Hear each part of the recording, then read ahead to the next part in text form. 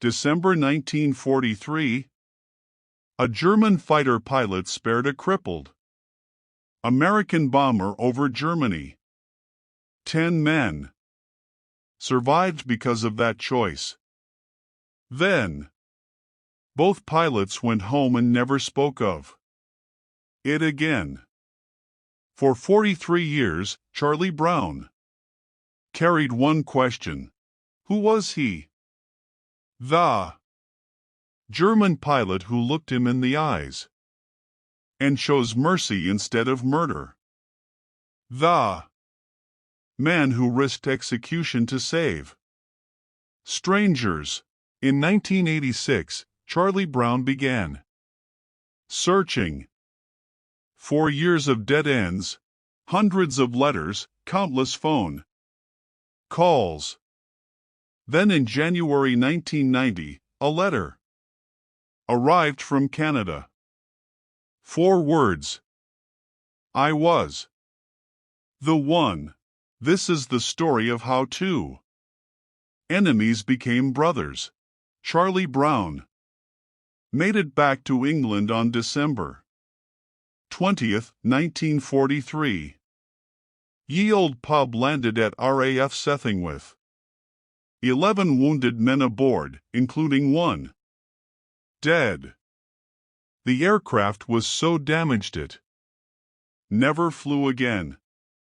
Ground crews couldn't believe it had stayed airborne. At debriefing, Charlie told his commanding officers what happened. A German fighter had escorted them to safety. The response was immediate. Never speak of this again. Don't tell the crew. Don't tell other pilots. If word got out that German pilots could show mercy, it might create dangerous sentiment. The official line was clear. You can't be human and fly in a German cockpit. So Charlie stayed silent.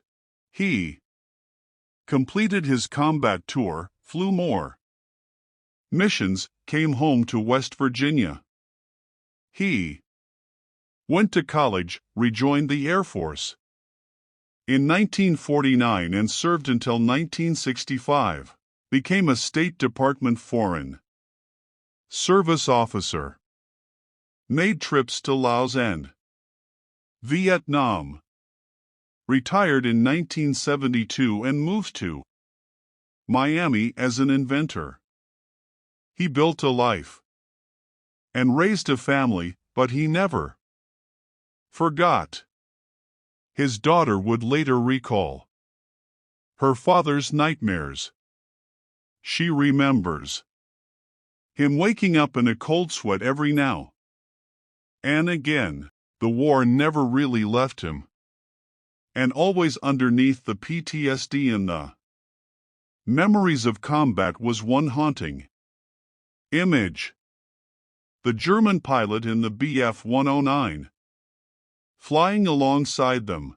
Franz Stigler also stayed silent.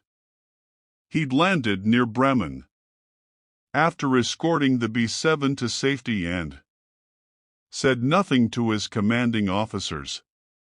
What he'd done was a court-martial offense in Nazi Germany. The penalty for sparing enemy aircraft in combat was execution. If anyone discovered he deliberately let 10 Americans escape, he'd face a firing squad. So France kept the secret through the rest of the war. He survived Germany's collapse, the chaos of defeat, the occupation. In 1953, he immigrated to Canada, married, and became a successful businessman. He too built a new life. He too tried to move on, but the memory of that day in December 1943 stayed with him. the B-7 with the massive holes in its fuselage, the wounded crew fighting to survive, the young pilot who looked back at him through the cockpit window. France would later say he lost his appetite for the Knight's Cross after that day. He stopped aggressively pursuing victory claims. The sight of that shattered bomber and its dying crew changed something in him. Both men carried the memory in silence for decades. An encounter that lasted maybe 10 minutes had marked them both permanently. 1986 Boston, a combat pilot reunion called Gathering of the Eagles. By now, Charlie Brown is 64 years old, a retired Air Force colonel living in Miami. Boeing has invited old fighter pilots to celebrate the 50th anniversary of the B-7's first flight in 1935. During the event, someone asks Charlie if he had any memorable missions during World War II. He thinks for a moment. Then he tells the story. The crippled bomber, the German fighter that appeared on their wing, the escort to safety, the salute. Afterward, people gather around him with questions. How had he never tried to find this pilot? Who was he? Did he survive the war? Charlie realizes he's carried this question for 43 years without ever seriously trying to answer it. He decides, I need to find him. He starts with official channels. He contacts the U.S. Air Force. He writes to West German Air Force Archives. He requests records from the Army Air Force's Historical Office. Surely, someone somewhere has documentation of German pilots stationed near Bremen in December 1943. Months pass, then a year. Then 2 years, 3, 4. The records don't exist, or they're incomplete, or they've been lost, or they're classified dead. And after dead end, the German military archives were scattered across divided Germany. The Luftwaffe's detailed records were destroyed or captured by the Soviets. In 1989, Charlie tries a different approach. He writes a detailed account of the incident and sends it to a newsletter for combat pilots, both American and German veterans. The letter describes the date, the location, the circumstances, the Bf-109's markings, everything he remembers. He includes one specific detail. The German pilot had looked directly at him and then given a salute before breaking away. Charlie sends the letter and waits. He's 67 years old now. More than 46 years have passed since that day over Germany. The German pilot might be dead, might never have survived the war, might have died in the decades since, but Charlie has to try. He too had attended Boeing's 50th anniversary event in 1986, the only German pilot there. A local TV station interviewed him and he told his story, the B-7 he spared, the decision he made, the risk he took. France had also been making quiet inquiries over the years. He wanted to know if the bomber made it back, if the crew survived. He contacted old Luftwaffe associations, asked around at veteran gatherings. No answers. Then in January 1990, France sees Charlie's letter in the combat pilot newsletter. He reads it. The date matches, the location matches, the circumstances match. After 47 years, France knows the B-7 crew survived. They made it home.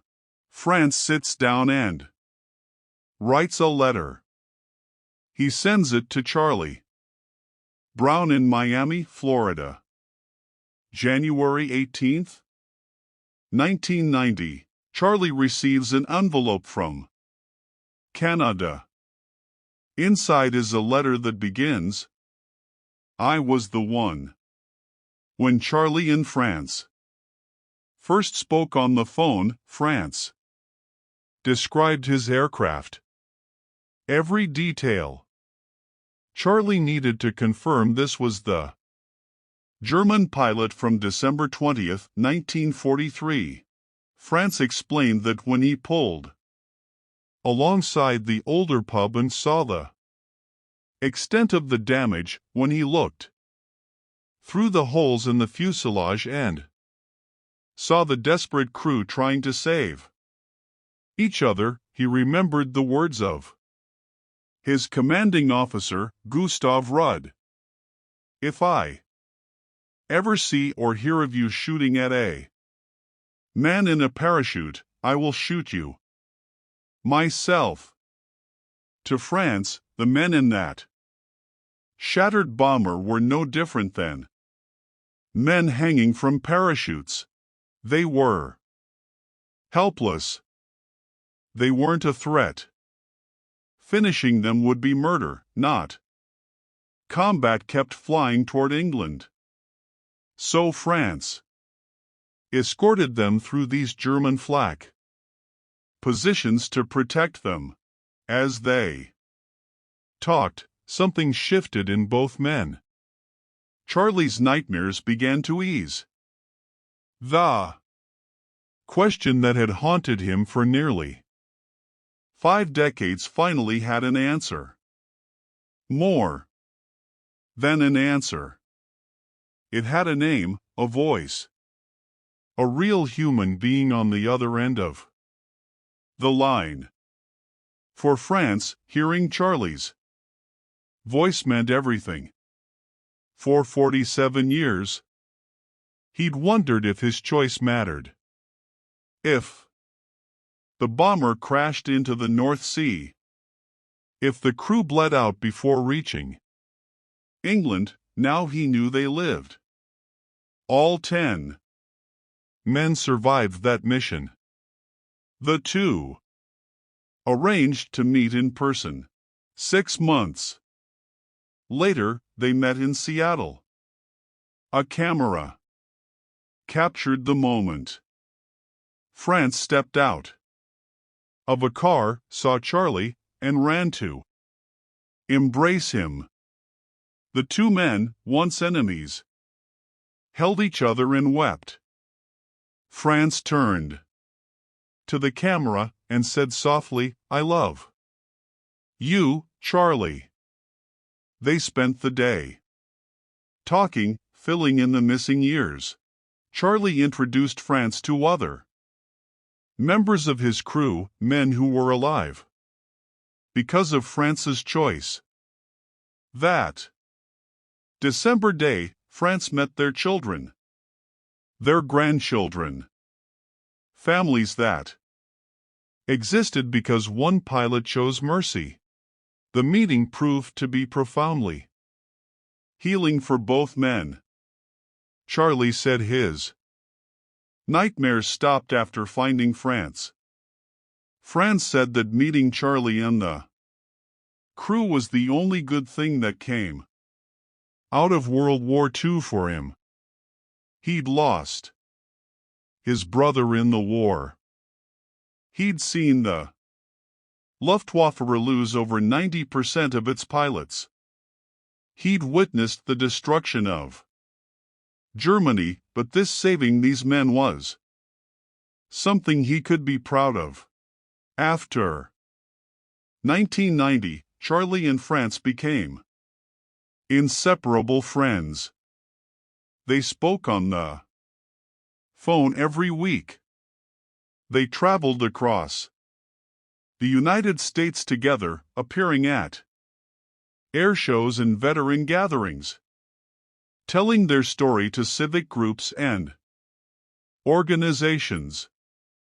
In one later visit, France gave Charlie a book.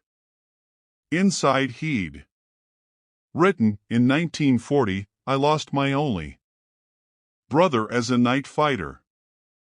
Thanks, Charlie. Your brother France. The two families became close. Charlie's wife and France's wife became friends. The bond extended beyond the two pilots to everyone around them. Some people didn't understand. France received calls from Germany calling him a traitor for sparing American bombers. Some Canadian neighbors shunned him, calling him a Nazi. France's response was always the same. They would never understand. For France and Charlie, the labels didn't matter. German or American, enemy or friend. Those were just words from a war that ended decades ago. What mattered was what happened on December 20th, 1943, when one man looked at another and chose humanity over duty.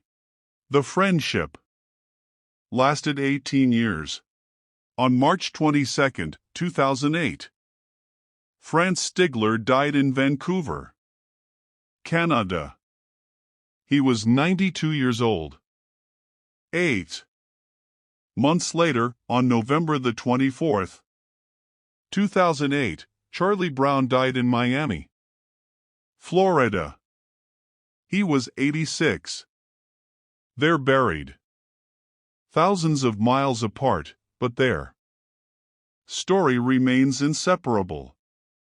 Two men who met for 10 minutes in combat in 1943 and became brothers for the last 18 years of their lives.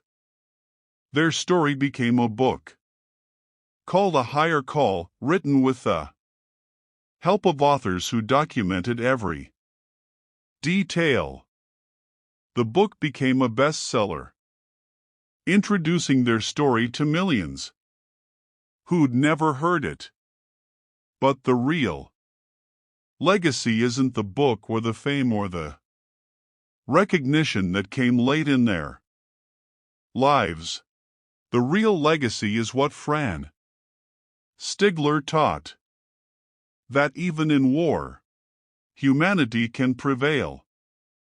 That you can wear an enemy uniform and still see the human beings on the other side.